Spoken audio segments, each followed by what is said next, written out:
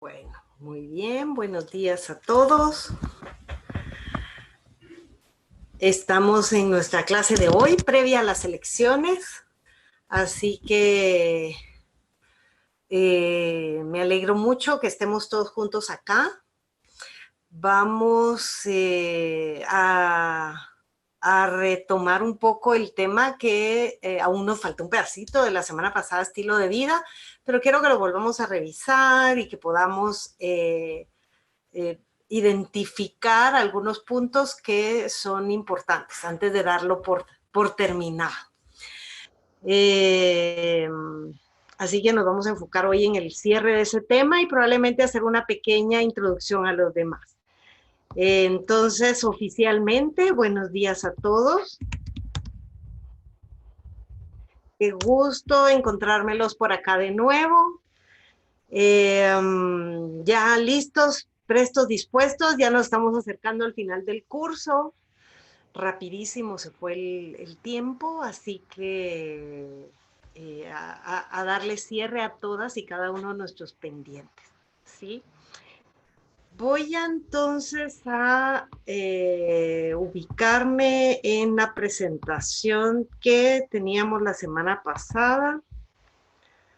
Voy a ir aquí, estilo de vida, perfecto.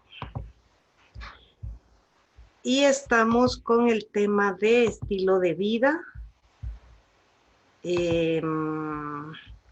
que en su segunda parte que vimos la semana pasada. O sea, esta es la tercera parte del tema, es largo, es largo.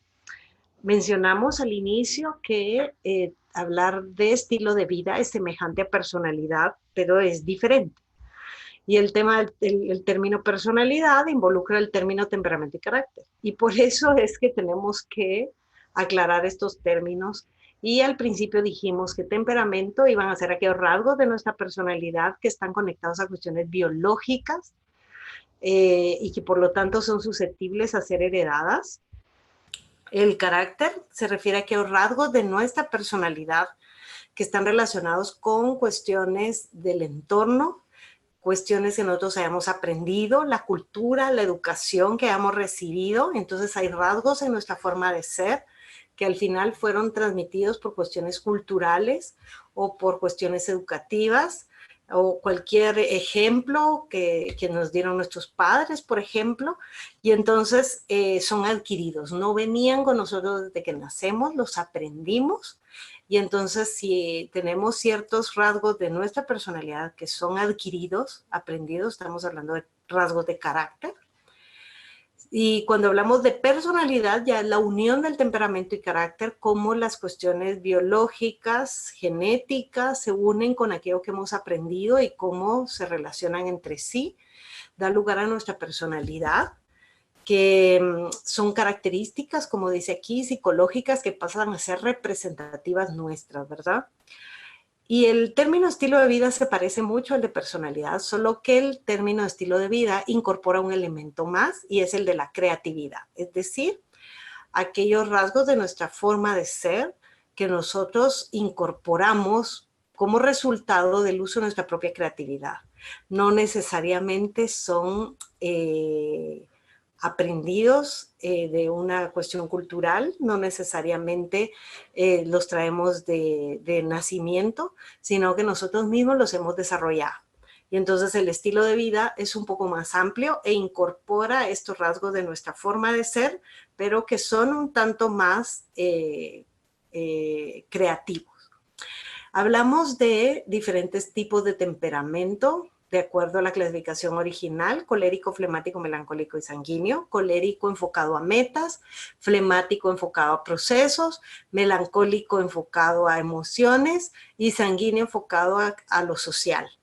Hablamos que el colérico y el sanguíneo tienen un estilo directo, es decir, son extrovertidos, expresivos, directos, como dice la palabra. Y el flemático y el melancólico son más introvertidos, más reservados, más prudentes, más callados, más indirectos, como dice la palabra. Que el colérico y el flemático son complementarios, al igual que el melancólico y el sanguíneo, sacan lo mejor de cada uno de esos estilos cuando están juntos. y que el colérico y el melancólico y el flemático y el sanguíneo son opuestos y que en determinado momento pueden chocar su forma de funcionar y entonces generar cierta sensación de contradicción para quienes combinan estos dos. Hablamos que el estilo de vida era un patrón creado de cómo una persona vive su vida, cómo resuelve sus problemas, cómo maneja las relaciones interpersonales de forma individual, única y holística, como dice la definición de acá. Entonces, aquellos rasgos que son creados por nosotros y que se convierten en un patrón. Cuando hablamos de rasgos creados, nos referimos a ciertas actitudes que nosotros empezamos a desarrollar desde la infancia, que no necesariamente son aprendidas de otros, como explicamos en el tema de ficción, de cuando hablamos de líneas directrices, construcciones auxiliares y ficciones en el curso pasado. Decíamos que los niños actúan en base a prueba y error, entonces ellos están probando a ver qué les funciona y qué no, ahí ya están haciendo uso de su creatividad, ahí ya están empezando a formar su estilo de vida. Las opiniones sobre nosotros, sobre otros y la vida no es algo que nosotros aprendamos del entorno, no es algo que traigamos genéticamente, es algo que nosotros mismos nos vamos formando. Lo mismo que la manera en que enfrentamos los sentimientos de inferioridad y también el establecimiento de nuestras metas y fines. Eso es nuestro, eso nadie nos lo da ni lo aprendemos del entorno, eso tampoco viene con nosotros desde que nacemos. Entonces aquí nos estamos refiriendo al estilo de vida. Como hablamos la semana pasada, el estilo de vida se empieza a formar desde que somos pequeños, se forma precozmente, está enfocado a metas o fines, es uno, es único, es continuo, se manifiesta en muchos de los aspectos de nuestra vida, es social, porque somos seres sociales por naturaleza, se forma en sociedad, es peculiar, porque se convierte en nuestro sello particular, es creador, porque es producto de nuestra creatividad. Cuando hablamos de estilo de vida no estamos hablando de rasgos heredados, ni tampoco aquellos que vienen desde que nacemos, tampoco es parte de un proceso evolutivo, tampoco se trata de un instinto, ni tampoco es producto de reflejos y hábitos, pero el estilo de vida puede cambiar ligeramente. Mencionábamos la semana pasada que se asemeja mucho, que Adler utiliza mucho la metáfora del árbol para explicar cómo cada uno de nosotros enfrenta las situaciones que la vida le puso al frente, de la forma en que cree que es lo mejor. Y entonces encuentra sus herramientas, lo que le funciona para poder enfrentar esas circunstancias de la vida. Y su forma de ser tiene mucho que ver con ese estilo de vida. Hablamos que el punto de partida de ese estilo de vida o estas condiciones de partida, esa pequeña semillita de árbol, como empezó, decíamos la semana pasada, el punto de partida nuestro comienza con cómo fuimos educados en nuestra casa, cuál era la atmósfera familiar que teníamos, cómo funcionaba nuestra constelación familiar, cómo funcionaba nuestro organismo, cómo era la situación socioeconómica dentro de nuestra familia, también cuáles son los prejuicios que existían en nuestra familia respecto a nuestra condición sexual, es decir, el ser hombres o mujeres, y cualquier otro suceso adverso que hayamos vivido se consideran puntos de partida para poder entender nuestro estilo de vida, o sea, de ahí parte. Y como decíamos la semana pasada, a partir de esas condiciones de vida, nosotros desarrollamos ciertas actitudes para con nosotros, ciertas actitudes ante las dificultades, ciertas actitudes hacia otras personas, ciertas actitudes hacia la vida y ciertas actitudes hacia el otro sexo. Entonces, ¿cuáles son las actitudes que nosotros desarrollamos a partir de lo que vivimos en la infancia? Pudimos haber tenido los padres que tuvimos, nos haya gustado o no, la situación socioeconómica que tuvimos, nos haya gustado o no, las condiciones físicas o de salud que teníamos, nos hayan gustado o no, pero eso no es lo más importante es cómo respondimos ante ellas. Respondimos con una actitud que nos hace daño o respondimos con una actitud que nos lleva a crecer, ¿sí? Y a evolucionar. Y luego eso lo vamos a ver reflejado en diferentes aspectos de nuestra vida, como es el amor y la pareja, nuestro trabajo y con otras personas, que es el último tema de análisis final, que es el que comenzamos a ver nuevo el día de hoy. Dijimos de que existían diferentes tipos de afrontamiento desde la perspectiva de Adler, personas que enfrentaban su estilo de vida o la vida de una forma dominante, personas que enfrentaban la vida de una manera dependiente, personas que enfrentaban las condiciones de vida de una forma evitativa, salir corriendo, y personas que lo enfrentan de una manera social, ya buscando ayuda y apoyándose en otros. Entonces sería de analizar en nosotros cuál es la forma en que nosotros tendemos a afrontar las diferentes situaciones de la vida, porque eso es lo que nos lleva a entender cómo nosotros nos estamos desenvolviendo en estas tres áreas que mencionaba. Mencionamos que en el trabajo de estilo de vida tuvimos que explorar diferentes campos de nuestra vida, como nuestras relaciones en pareja, nuestras inferioridades orgánicas, nuestra infancia, nuestra constelación familiar, nuestra profesión, nuestra situación socioeconómica, etcétera, para poder hacer y aplicar diferentes técnicas psicológicas. Una de ellas que aplicamos a través del trabajo es la técnica retrospectiva, es decir, ir hacia atrás, ir hacia nuestra infancia. Aplicamos una técnica teleológica, que es tratar de encontrar para qué actuamos como actuamos. Una técnica total, que relaciona todo, una cosa con la otra. Una técnica longitudinal, en donde nosotros podemos ver nuestra vida a través de etapas. Una técnica social, en donde analizamos cómo nos desenvolvemos en grupos. Y una técnica individual, que es donde nosotros descubrimos qué es lo que nos hace únicos. Al igual que un estilo creador, que es la forma en que enfrentamos problemas. Y hasta aquí nos quedamos. Aquí nos quedamos la semana pasada y los invité a que adelantaran en su trabajo del árbol del estilo de vida. Espero que ahora sí ya vayan muchos terminando, si es que ya me hayan entregado algunos, y otros que ya estén por terminar este trabajo, que es fabuloso, es maravilloso poder tener la oportunidad de sentarnos, analizar nuestra vida y vernos a nosotros desde una perspectiva diferente, un poco más compasiva, un poco más comprensiva, y entender de dónde es que nosotros nos convertimos en las personas que somos hoy, que espero sea el resultado al final de este trabajo y parte de las conclusiones a las que lleguen luego de hacerlo. Que ustedes puedan visualizarse ahora desde afuera y poder entender su forma de ser desde una perspectiva mucho más amplia, pero sobre todo mucho más objetiva, para poder identificar sus fortalezas y sus debilidades y saber cómo enfrentar esas fortalezas y debilidades.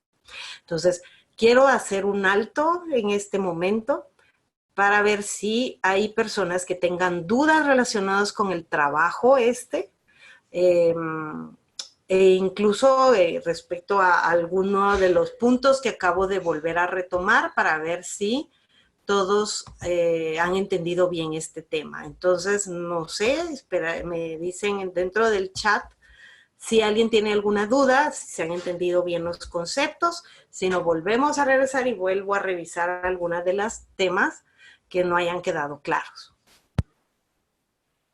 antes de pasar a lo que sigue, porque lo que sigue es un poquito complejo de explicar. Entonces, quiero saber si hasta aquí hay alguna duda.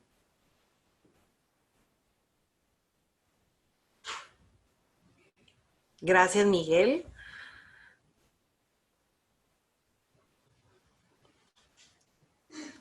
Hola, Jocelyn. Hola, Zulma.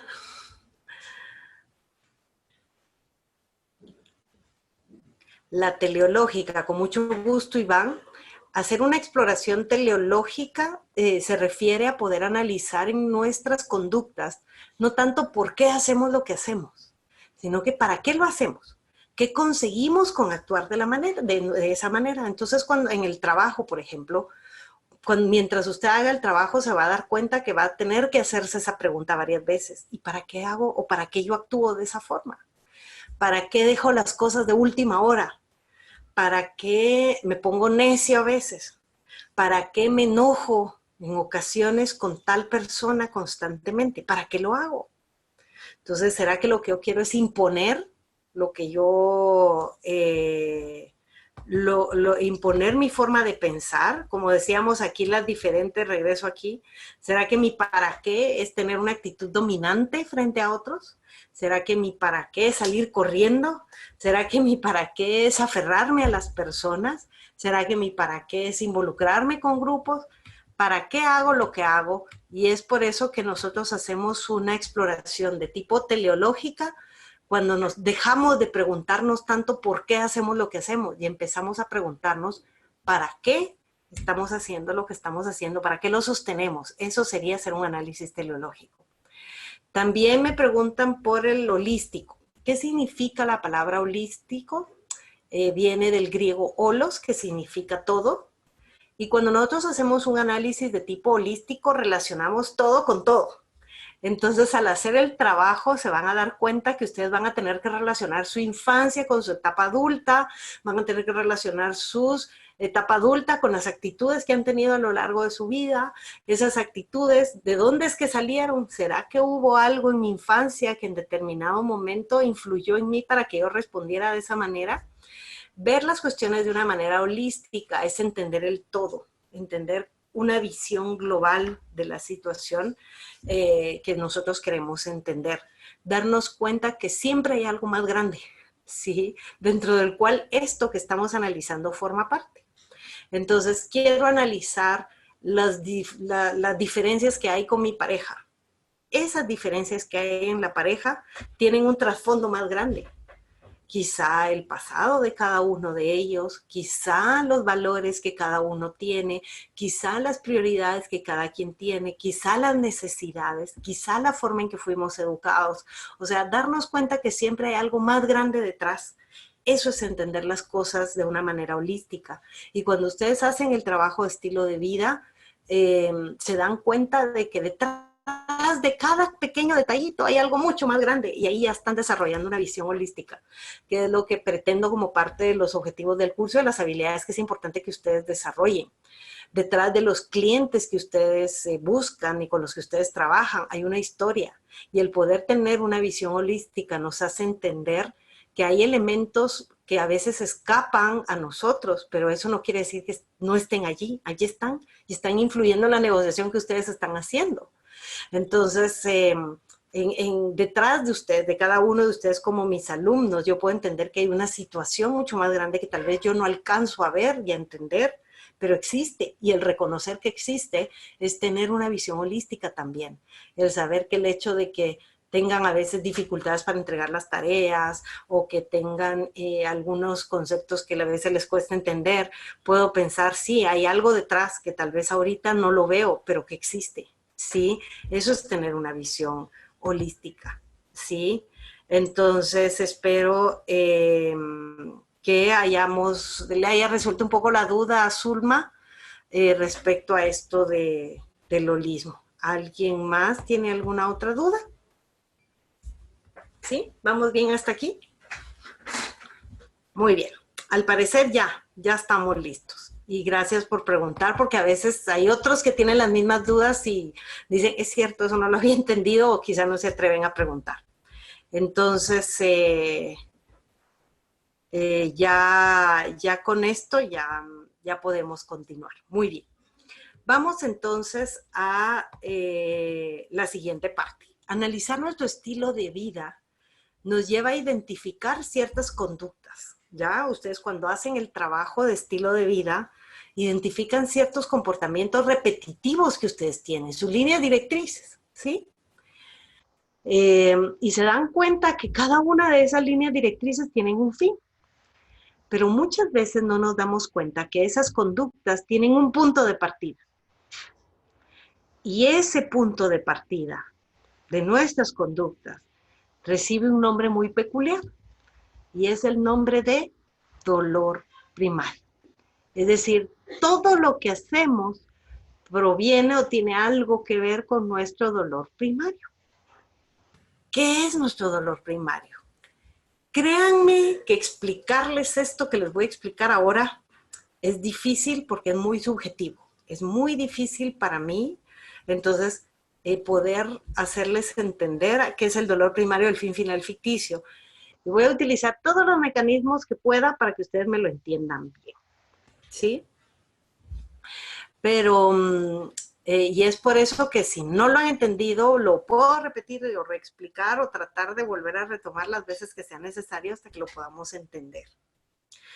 Y por eso lo toqué hasta hoy, luego de haber entendido todo lo demás. ¿Qué es el dolor primario? Creo que una de las formas más sencillas de entender el dolor primario, y escúchenme bien, porque yo creo que esto es lo que se les va a quedar y esto es lo que les va a ayudar a entender. Una de las formas más sencillas de ayudarles a entender el concepto de dolor primario tiene que ver con la frase que alguna vez hemos escuchado o que alguna vez nosotros mismos hemos usado. Y es cuando decimos, le di donde más le duele. ¿Alguien ha oído eso? Le di donde más le duele. Eso sí lo entendemos. Sabemos que cuando le damos a alguien donde más le duele, primero estamos reconociendo que las personas tienen un área de vulnerabilidad. ¿Sí? Todos tenemos un área vulnerable. Un área en donde, como dice aquí, duele. Y entonces, y eso me lleva al segundo punto. O sea, hay un área vulnerable que genera una sensación desagradable en nosotros cada vez que llegamos ahí. ¿Sí? Esa área vulnerable que duele, eso es el dolor primario y todos lo tenemos. Todos tenemos esa área vulnerable. Esa área vulnerable, quiero aclarar, no son traumas. No me quiero referir a traumas. Traumas son otra cosa y que nada tienen que ver con esto. No son traumas. Simplemente, a partir de nuestras experiencias de vida, sobre todo cuando éramos niños, que es cuando por primera vez experimentamos el dolor primario, áreas vulnerables en nosotros, las experiencias de vida que hemos tenido, nos han llevado a ciertas situaciones en las cuales no sabemos cómo enfrentar, no sabíamos cómo enfrentar, incluso al día de hoy a veces ni siquiera logramos enfrentar. Y entonces quedó esa área vulnerable en nosotros porque no, es como que no tuviéramos herramientas para enfrentar esas situaciones. Y entonces cuando alguien toca esa área vulnerable en nosotros, no sabemos qué hacer y entonces nos quedamos como expuestos, ¿ya? Y esa sensación de exposición genera una sensación desagradable que no nos gusta. Y entonces automáticamente queremos salir corriendo o nos ponemos enojados o nos aferramos a algo o nos acercamos a otra gente o reaccionamos y respondemos de alguna forma cada vez que esa sensación desagradable está en nosotros. Ok, y aquí voy a empezar con un ejemplo y les voy a poner un ejemplo mío que quizá les va a ayudar a entender mucho más el concepto de dolor primario. Cuando yo era niña, era chapetona. Chapetona. ¿Algunos han escuchado el término chapetón? Yo creo que en Guate sí es muy común, pero yo me he encontrado alumnos que no entienden lo que yo digo porque yo digo de plano debe ser un término no de muchachos muy jóvenes. Yo era chapetona, es decir, hablaba con la Z, ¿sí? Hablar con la Z, exactamente, así como lo dijo Zulma. No podía pronunciar la S, hablaba con la Z. Y a mí no me causaba ningún conflicto el hablar así. Al fin y al cabo éramos 6 hermanos y los 6 hablábamos de la misma manera. Todos hablábamos igual, todos hablábamos con la Z, todos éramos chapetones, entonces nunca me dio conflicto. Cuando estuve en el colegio, pues mis compañeras se acostumbraron, mis compañeros de colegio y compañeras de colegio se acostumbraron a oírme hablar así. Y la verdad es que nunca me generó ningún trauma ni ningún conflicto el hablar de esa manera. Por eso les digo, no tiene nada que ver con traumas. Para mí nunca fue problema. Hasta más o menos los 16 años aproximadamente. Me recuerdo que tenía una maestra a la que yo admiraba y quería mucho, ¿sí? eh, y empezó a hacerme burla en clase. Empezó a hacerme burla en mi forma de hablar enfrente de toda la clase. Eso dolió. Les cuento que dolió. Lo que os recuerdo es que sí dolió y dolió mucho. Ya. El hecho de que haya habido una persona a quien yo quisiera tanto o a quien admirara tanto que lo hubiese hecho de esa manera en donde me hizo sentir muy mal, pues definitivamente tocó una parte vulnerable en mí.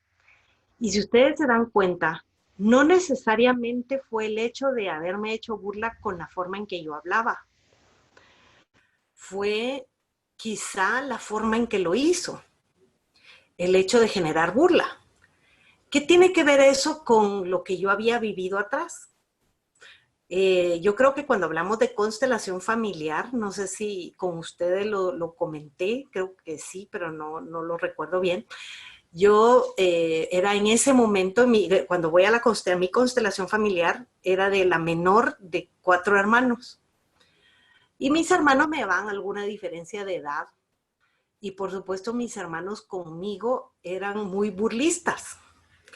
Era de aquellos hermanos, y ustedes sabrán a qué me refiero, era de aquellos hermanos que les encantaba hacerme llorar. El niño chillón y lo pellizcan. Yo era chillona, por el fin y al cabo era la más chiquita en ese momento, era la menor, y entonces lloraba mucho, resolvía mucho las cosas llorando, y mis hermanos fastidiando, y les encantaba hacerme llorar. Pero ellos se dieron cuenta que para hacerme llorar me tenían que hacer burla de alguna manera. Entonces, obviamente, el hecho de que esa maestra se ha burlado de mí, como que regresó a ese punto, y el haberme dejado sin armas para poder actuar al respecto, ¿ya? Tocó ese dolor primario y lo tocó con mucha intensidad, un área vulnerable en mí, un área vulnerable que definitivamente tiene mucho que ver con el tipo de cosas que había vivido cuando era niña. Entonces, allí estamos hablando de un dolor primario. ¿Hay alguna edad en que se crea ese dolor primario? No. No, porque no es un trauma en particular, sino que tiene más que ver con las experiencias de vida que nosotros hayamos tenido. Experiencias desagradables, obviamente. Tiene que ser algo desagradable, esa sensación de impotencia. Eh, y por supuesto, quedamos, como les digo, sin saber cómo actuar. Si nosotros queremos definir ese dolor primario, es una sensación desagradable, ¿ya? No es la experiencia en sí, sino que la sensación desagradable que hay dentro. Y a lo largo de la vida hay muchas cosas que tocan esa parte vulnerable en nosotros. Y como les repito, no tienen nada que ver con traumas. Y ya vamos a terminar, ya me van a terminar de entender porque el ejemplo sigue. Junto con el dolor primario aparece el concepto de fin final ficticio, que es muy parecido al de dolor primario, solo que al contrario, una sensación agradable. Aquí es una sensación agradable, no es una sensación negativa ni es una sensación desagradable. Aquí es agradable, aquí es bonita. Y esa sensación bonita que tenemos cada vez que nosotros alcanzamos nuestras metas, nuestros fines, las cosas que nos hemos propuesto, es a lo que le llamamos fin final ficticio. El fin final ficticio no es la bucket list de lo que vamos a hacer antes de morirnos. El fin final ficticio es la sensación agradable que nosotros tenemos cada vez que conseguimos algo que queremos lograr, algo que nos hemos propuesto. Entonces no es una lista de cosas que queremos lograr antes de morir, no, sino que es la sensación agradable que nosotros tenemos cada vez que conseguimos lo que queremos. El fin final ficticio se relaciona con el dolor primario, ¿sí? Porque en la misma intensidad que algo toca nuestro dolor primario, es la misma intensidad con la que nosotros buscamos lograr un fin. Y aquí viene la segunda parte de lo que pasó con esta maestra que me hizo burla. ¿Qué pasó con esa maestra que me hizo burla en algún momento? ¿Cómo respondía a eso? Resulta que si yo hubiese tenido una personalidad colérica o sanguínea, con estilo directo, un temperamento de este tipo, creo que cualquiera de ustedes que tiene un temperamento de colérico o sanguíneo me hubiera dicho, ¿por qué no le contestó a la maestra en ese momento? Yo le hubiera contestado y le hubiera dicho tal cosa, yo sé que le importa, o le hubiera dicho de esto o aquello. Pues sí, eso lo hacen los que tienen un temperamento de estilo directo, como el colérico o el sanguíneo, ¿sí? Pero resulta que yo no tengo un estilo directo, yo tengo un estilo indirecto. Y entonces me lo guardé, me lo quedé, no contesté nada en ese momento. La maestra, después de que se burló de mí, me quedé callada y me lo llevé a mi casa.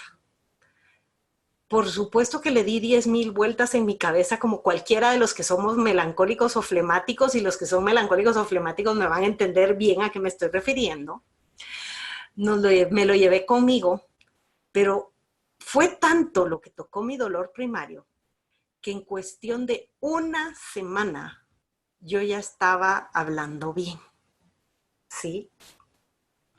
Lo que no había hecho en 16 años de mi vida, lo que a veces le lleva a muchos terapeutas del habla a corregir en mucho tiempo, resulta que en mi caso, una simple burla de una maestra significó que en cuestión de una semana yo estuviera hablando perfectamente bien, ¿sí? Entonces, tuvo que haber tocado una parte vulnerable en mí, muy vulnerable en mí, para que yo respondiera de inmediato y tratar de conseguir lo contrario. Entonces, el hecho de haber llegado ya a la siguiente semana y yo estar hablando bien casi por arte de magia, ¿sí? Me generó una sensación para mí agradable. Es decir, ok, no sé qué habrá pasado en mi mente en ese momento, no lo recuerdo. Muy probablemente llegué a pensar, alguna de las ficciones que pudo haber atravesado mi cabeza, pudo haber sido, no se va a volver a burlar de mí. Nadie se va a volver a burlar de mí de esto, nunca más. No quiero volver a vivir esto tan desagradable. Y al final, si nosotros nos damos cuenta, nuestro estilo de vida se construye de la misma manera. Hay un montón de cosas que a nosotros nos toca vivir, que tocan ese dolor primario, esa sensación desagradable. Y nos empuja a ponernos fines o metas y decir, voy a hacer esto, y voy a lograr aquello, y voy a demostrar esto, y voy a lograr aquí, y esto es lo que quiero alcanzar. Detrás de nuestras metas o fines, al final, hay una sensación desagradable que nos queremos quitar de encima, de todo lo que nos proponemos, ¿sí? Algo que no nos gusta, algo que nos incomoda. A veces duele mucho, como lo que me dolió a mí con la maestra, ¿ya? A veces no duele tanto, a veces no duele tanto, pero eso no quiere decir que no esté. Hay sensaciones desagradables. Detrás de que ustedes estén estudiando hoy y que se hayan propuesto la meta de estudiar y sacar su licenciatura, debe haber una sensación desagradable allí. Algo con lo cual no estaban conformes, algo con lo que no estaban satisfechos, algo con lo que querían algo más y que tocó algo vulnerable en ustedes y que dijeron, yo voy a sacar mi carrera y voy a estudiar y voy a hacerlo. Hay algo detrás. Y eso que está detrás tiene que ver con el dolor primario. Y cuando nosotros logramos alcanzar esa meta, decimos, che, lo hice. Y genera una sensación contraria, pero positiva en nosotros cuando nosotros logramos lo que queremos. Como el lero de mis hermanos cuando se burlaban de mí, conseguían hacerme llorar, ellos lograban algo que les generaba cierto placer o cierta satisfacción. Y eso tiene que ver con la formación de su fin final ficticio, ¿ya? Sí, como dicen, hay personas que constantemente, bueno, buenísima pregunta, y quiero regresar, irme a este chat, a esta última pregunta que me hizo Manolo. Dice, hay personas que cuando se dirigen a uno, como que generan muchos dolores primarios, que es esa parte, esa es la parte positiva, y qué pasa cuando la reacción es negativa. No hay muchos dolores primarios, hay un solo dolor primario, es una sola sensación y la sensación es desagradable, ¿ya? La sensación es desagradable. Hay veces en que las personas esa parte vulnerable la tienen demasiado sensible y que casi cualquier cosita, ¡bum! Para ellos les tocan muy fácilmente ese dolor primario y responden de forma negativa, sí.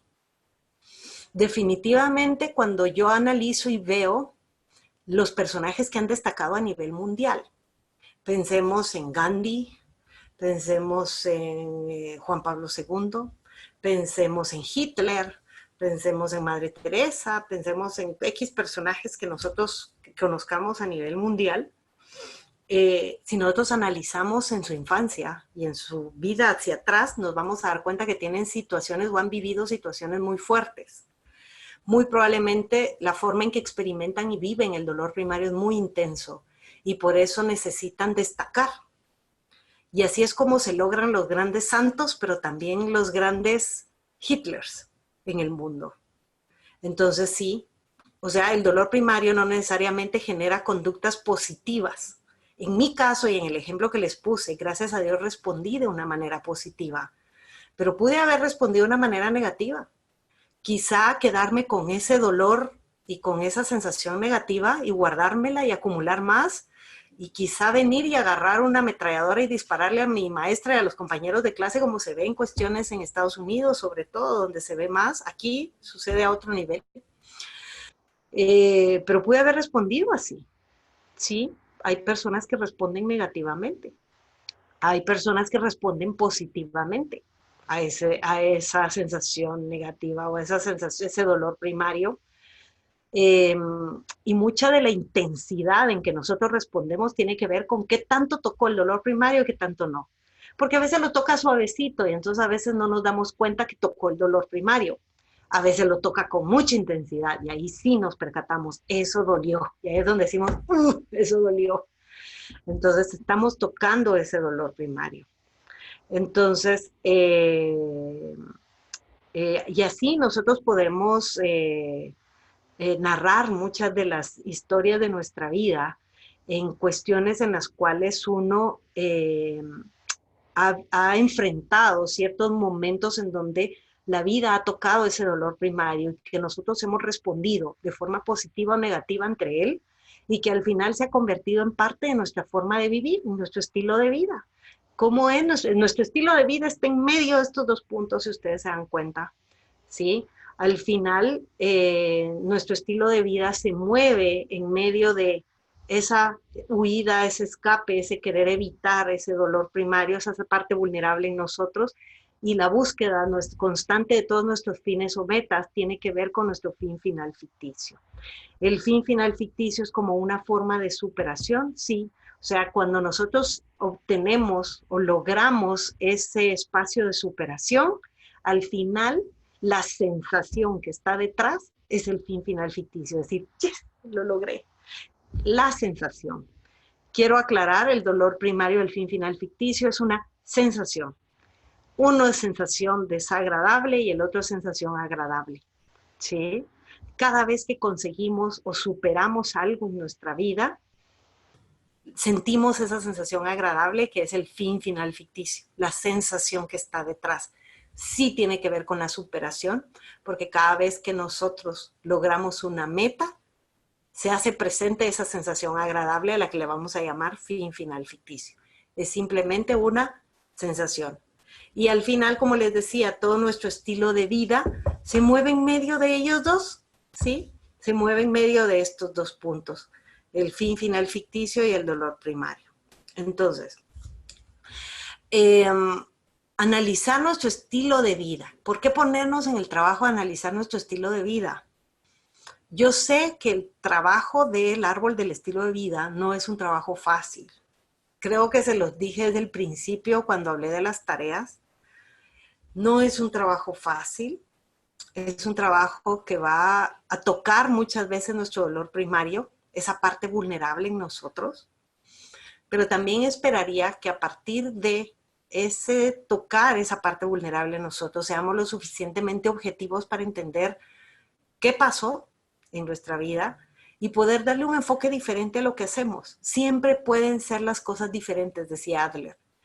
Probablemente nos ha causado mucho dolor, muchas cosas en nuestra vida, pero siempre podemos encontrar maneras de poder enfrentar esas situaciones de una manera que no nos destruya, sino que nos construya, elegir conductas que nos lleven a actuar de una mejor manera. elegir aquello que nos hace bien y no elegir aquello que nos hace daño o le hace daño a la gente que está a nuestro alrededor. El poder ver hacia atrás y decir, esto estoy bien, esto es parte de mis fortalezas y esto lo puedo seguir haciendo de la misma manera porque me lleva a algo que me construye y me hace sentir bien. Mientras que hay ciertas situaciones en las cuales nosotros podemos objetivamente ver, esto no lo estoy enfrentando bien y me está ocasionando problemas con mi pareja, me está ocasionando problemas en mi trabajo, me está ocasionando problemas con mis amigos se alejan, no logro establecer una relación en pareja sólida, tengo muchos problemas con mi familia. Entonces, quiere decir que hay actitudes en nosotros que pueden cambiar. ¿Qué es lo que puede cambiar? Pues definitivamente nuestras conductas que están en medio. ¿Cambia el dolor primario del fin final ficticio? Eso no cambia. Eso sigue siendo lo mismo, siempre la sensación sigue siendo igual. Pero sí podemos hacer cambios. Por ejemplo, un melancólico, pues probablemente el tipo de cosas, y lo voy a agarrar por ahí también, esto es un buen ejemplo. Veamos, si vemos los tipos temperamentales, por ejemplo, colérico, ¿qué tipo de cosas a los coléricos les molesta? A un colérico que se aprovechen de él, uy, lo saca de sus casillas. Un colérico no le gusta sentir que alguien se aprovechó de ellos. Y por eso es que ellos van a su ritmo y ellos van y tomando las riendas de las cosas que quieren. Quien quiera seguir, que lo siga. Y por eso son un poco impacientes. Entonces, cada vez que ellos consiguen lo que quieren, cada vez que ellos consiguen sus metas, ellos dicen, yes, ya lo logré, esto lo hice yo. Y a ellos les encanta el reconocimiento, el ser reconocidos. El ser reconocidos toca su fin final ficticio. O sea, ellos huyen de las personas, de las situaciones en donde se aprovechan de ellos y buscan aquellas situaciones en donde puedan sentir que tienen reconocimiento, por ejemplo. Dolor primario, fin final ficticio. Flemáticos. Ellos les incomoda los cambios y la incertidumbre. No les gusta sentir que no pueden planear lo que viene. Esa sensación les genera mucha inseguridad y es por eso que a ellos, a los flemáticos, no les gusta esa sensación de incertidumbre y por eso ellos buscan constantemente el planificar y el ver hacia el futuro, porque eso los hace sentir cómodos.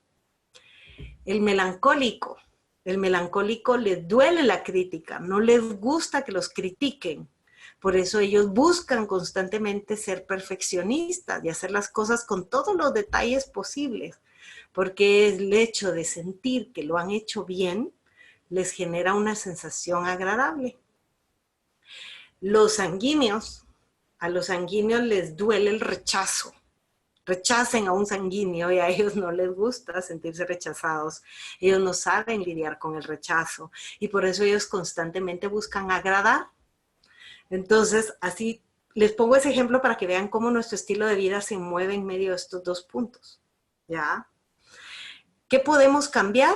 Pues podemos cambiar algunas conductas. El melancólico, en lugar de sufrir tanto por las situaciones, pues bueno, no vamos a evitar que él se lo tome emocional, pero sí puede él mejorar su respuesta emocional positiva en lugar de tener una respuesta emocional negativa.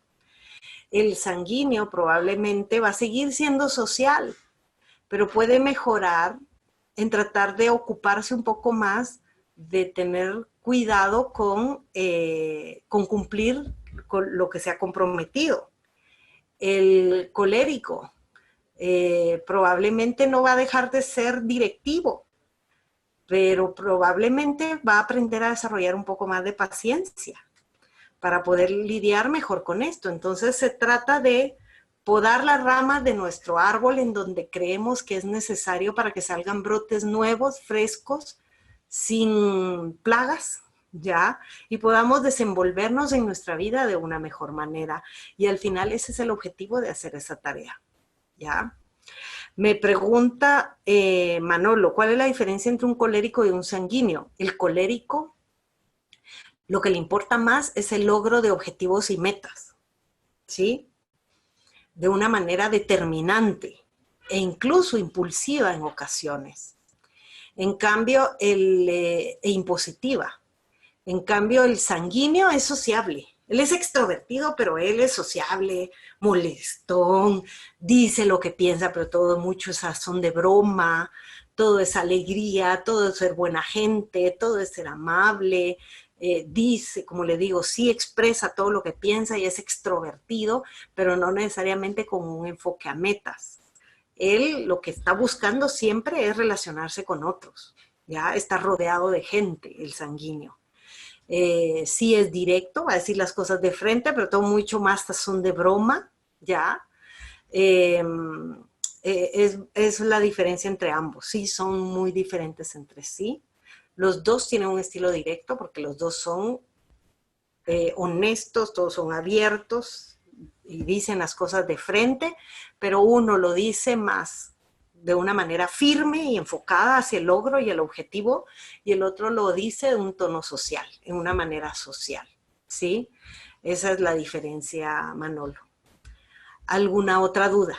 Entonces, como les decía, hacer el análisis eh, busca que nosotros podamos explorar en nuestro estilo de vida y poder mejorar aquello que tengamos que mejorar. Y por eso dice aquí, el análisis del estilo de vida implica reconstruir las condiciones tal y como fueron vividas y concebidas en los primeros años de vida para descubrir las bases sobre el que el mismo descansa y quitar aquellas ficciones erróneas y promover el sentimiento de igualdad en el individuo y ayudarlo a enfrentar la vida de forma cooperativa y valerosa. Entonces, la idea de hacer este trabajo que ustedes van a hacer es el poder hurgar en ustedes, en el tipo de cuestiones que ustedes creen que pueden mejorar y darle un enfoque más positivo que negativo.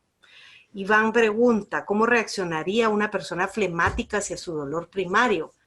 Una persona flemática hacia su dolor primario lo que haría es reflexionarlo mucho, darle muchas vueltas en su cabeza, ¿sí? Para encontrar de alguna forma un plan de cómo responder. O sea, se lo lleva, como yo les decía, se lo guarda, tanto el melancólico como el flemático se lo guardan, no responden de inmediato, y el flemático respondería creando un plan en su cabeza. ¿Qué tengo que hacer de aquí en adelante a partir de esto que me duele? ¿Sí? Y empieza a crear planes, ¿sí? Agendas, proceso, los pasos a seguir para poder quitarse de encima esa sensación desagradable. Así es como respondería un flemático. ¿Alguna otra duda?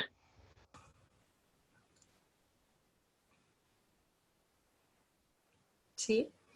Ni el dolor primario ni el fin final ficticio son negativos ni positivos. No es negativo y positivo.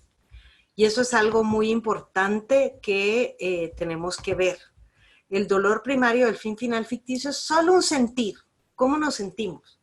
Lo que es positivo y negativo son las conductas que elegimos para enfrentarlos y para conseguir, para enfrentar el dolor primario y conseguir el fin final ficticio. ¿Sí? Las conductas sí pueden ser positivas, negativas o útiles e inútiles. Pero el dolor primario, el fin final ficticio, no es que el dolor primario sea negativo. Es una sensación desagradable que se siente con cierta intensidad y que hay muchas cosas en la vida que nos tocan esa parte vulnerable y que nosotros respondemos ante ella. Y el fin final ficticio es una sensación agradable, no es que sea positiva, es una sensación que nos gusta. Y entonces todas nuestras metas o fines al final tratan de lograr esa sensación agradable, si no, no sería un fin.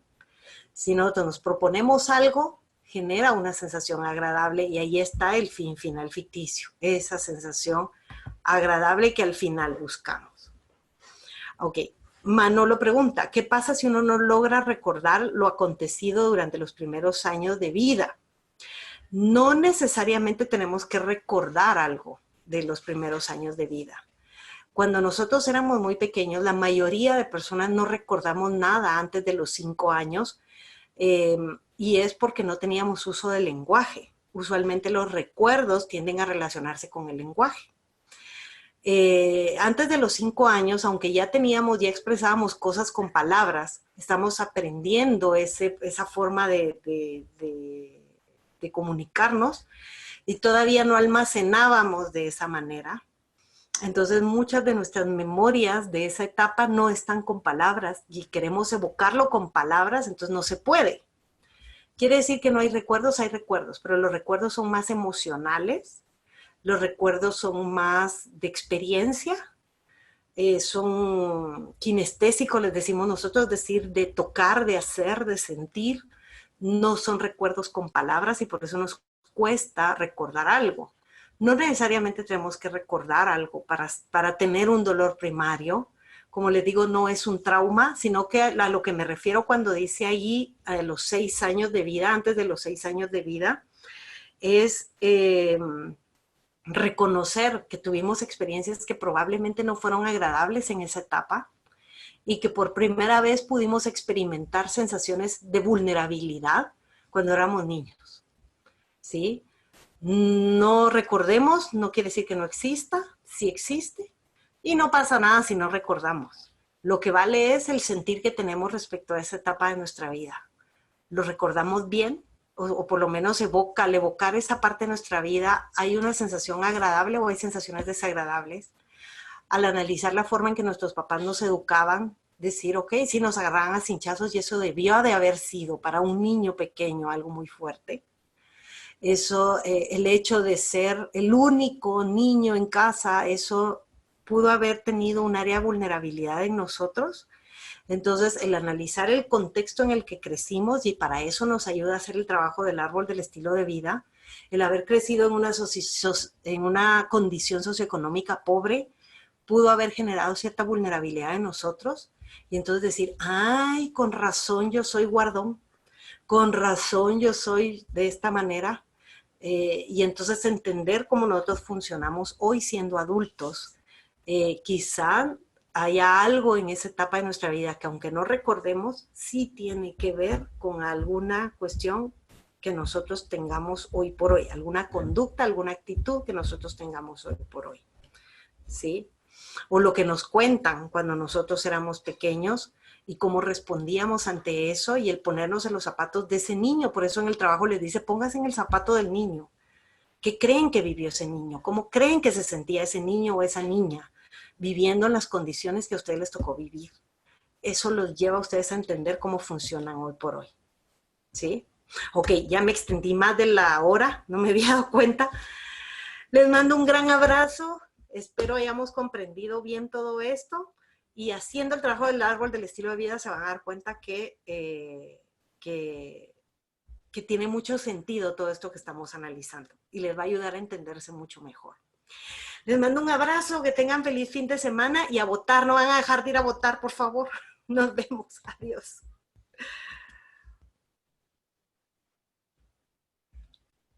Adiós, chicos.